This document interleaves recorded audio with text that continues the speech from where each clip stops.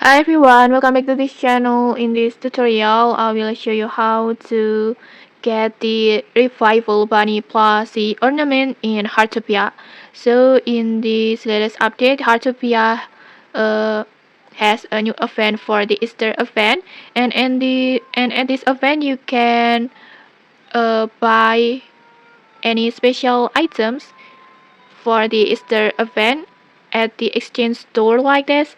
You can just go to tap the globe icon and then just tap on revival hymn and then tap on exchange store, and then in here you can buy the revival bunny plushie ornament. You can buy it with the 530 spirit bunny pom poms.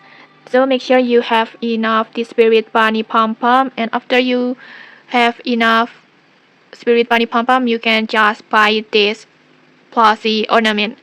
And okay, that's it. It's very easy. If you found this helpful, don't forget to like, comment, and subscribe for more tutorials. Thanks for watching and see you.